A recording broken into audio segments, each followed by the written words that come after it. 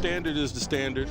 All right, let's get right into it. The Steelers had a great draft, possibly the best in the league. They came away with some real potential. This is probably the best Steelers draft class in a long time. Of course, only time will tell, though. Hopefully, we added a few lifelong Steelers into the mix. With that being said, let's get right into the overall draft analysis. I feel like coming into this draft, the Steelers decided they were going to make the proper moves to really protect our guy, Kenny Pickett, up front.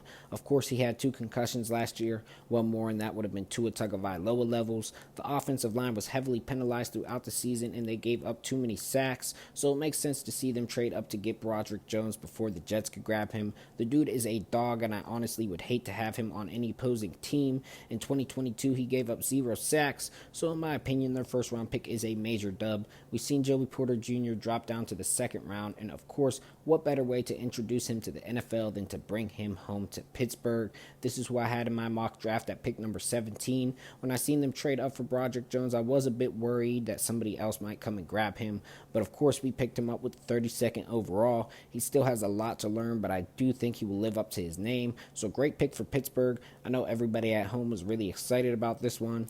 With our second round pick, we went out and added some beef to the Slim Jim, and I mean on the defensive side, we picked up defensive tackle Keanu Benton. Watched his film, the guy's great at his position. Of course, coming from college and going to the NFL, there's always going to be something you need to adjust, but that'll come with working out those rookie mistakes in the first year. The guy has a ton of potential and plays great, so he's definitely a nice grab for the Steelers. This next one is probably my favorite pick just because they were able to snag him so late in the draft. He was an absolute steal for surely highway robbery. We grabbed tight end Darnell Washington in the 3rd round. He is easily one of, if not the tallest at his position in the entire league. The dude is as big as a tree, and he could block like a brick wall. Watch the film where him and Broderick Jones are blocking on the same side, and you start to get the idea that Matt Canada wants to run aggressive football. I'm not opposed to this. Of course, that's the Steelers' way. We just haven't been able to do that in recent years how we would like. Hopefully that can change with this pick. Back to the defense, we added linebacker Nick Herbig. Him and his brother, who we picked up earlier this offseason, are both very happy to be here. Nick has already fostered a relationship with our best defensive player on the field, TJ Watt, and now as a Steeler, I'm sure he can develop into an instrumental part of this defense. We went out and found ourselves another potential lockdown corner with Corey Trice Jr. I said in my draft video on him that he was sort of like a mini JPJ. I think they have a similar playing style. Watching his film, he had a couple of nice interceptions, so I'd love to see that on the football field.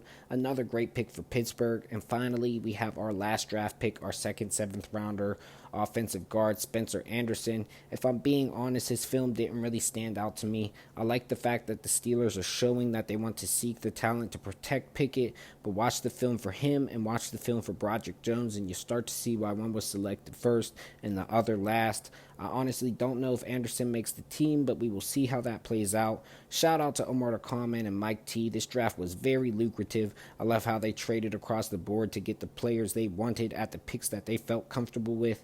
Go ahead and check out my channel for full breakdowns on each of the draft picks. I want to thank everybody who has tuned in and subscribed. I started this channel 2 weeks ago, and we are already at about 20,000 total channel views, so that is a major success to me. I want to hear you guys' opinion about this draft. Which was your favorite pick? Leave it all in the comment section below, and as you know, the standard is the standard around here, so go ahead and hit that like button. Subscribe to the channel. Once we hit 1K subs, we will be giving away $100, so don't forget to hit that notification bell.